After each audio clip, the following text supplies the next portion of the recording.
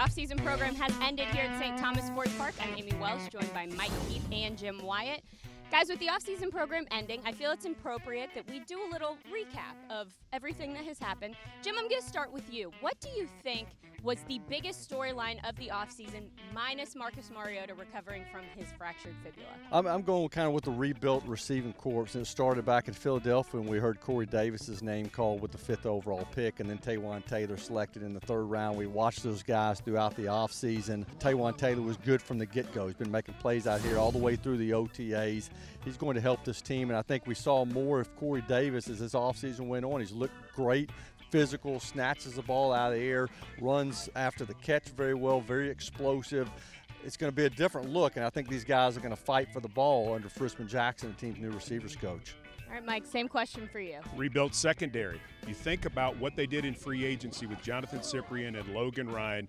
You think about the 2 guys they drafted a year ago with Kevin Byard and also LaShawn Sims. And then in the 1st round, Adoree Jackson, the corner out of USC. They are going to look totally different than they did at the start of the 2016 season. The secondary taking on a new look. That's my storyline. Mike, who is the most improved Titan throughout this offseason process? To me, it's defensive lineman Austin Johnson. Came on at the end of last year, spent the offseason rebuilding his body, has shown versatility, has shown explosiveness.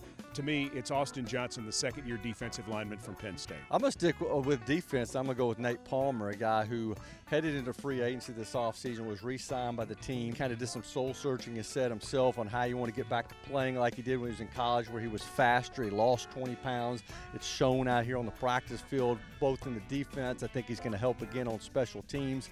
So I'm going with Nate Palmer. So neither of you picked Derrick Henry. Hard to believe. And he's looked good. I mean, he came in great shape. He's caught the ball well. Mike Mularkey said he looks faster. He's gotten extra work with DeMarco Murray being sidelined at the end of this offseason. So he has definitely made a big step in year 2, but I'm sticking with Palmer. All right, that's a good pick, but Derrick Henry would have been a fair pick. I just thought it was too obvious. The thing that jumps out to me is what Coach Mularkey said, the speed. He is playing so much faster. So I don't know if his overall speed is better or if he just understands the offense and the responsibility better.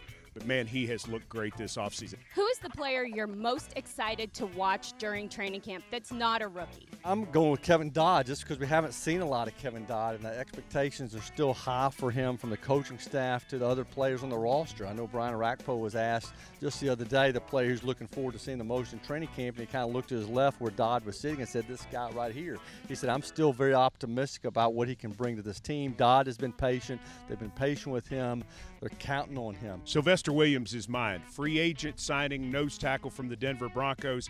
Had a surgery, hasn't had a chance to do much in OTAs. Titans feel like they can get better play at nose tackle this year than they did last season.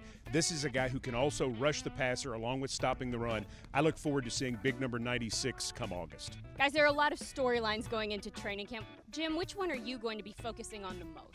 Well, we've stayed away from Marcus Mariota until now, and I think in training camp, I think everybody's going to be watching him. He's looked good throughout the offseason, but they have held him back to some degree. Mike Mularkey said when training camp rolls around, he's going to be off the daily injury report. He's going to be turned loose. He's going to have players around him. He's going to be in some pretty intense practices against the Carolina Panthers. He's going to be in games where he's going to take hits. He said himself the mental hurdle is the one he has to get over now, and we'll see that in training camp. For me, it's more weapons on offense. How are they going to use them, and how many skill players are they going to keep on the roster? You have a team that normally keeps 4 tight ends. Who's the 4th? Who plays at wide receiver, and how many wideouts do they keep? How do they balance DeMarco Murray and the vastly improved Derrick Henry, and how many running backs do they keep? And do the Titans keep 2 quarterbacks or 3 quarterbacks?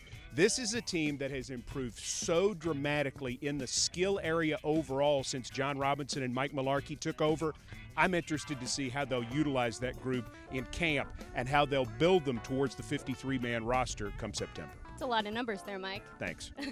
All right. Are you ready for training camp? I'm ready for training camp right now. Jim, are you ready for training camp? I will be. All right. Well, Jim's going to work on it. Mike's already there. I'm We there. are so ready for training camp on July 29th. These players and coaches get a couple weeks off before everything gets rolling, but we don't take breaks here at TitansOnline.com. We will have all of your Titans coverage, so be sure to check back right here. For Mike Keith, Jim Wyatt, I'm Amie Wells.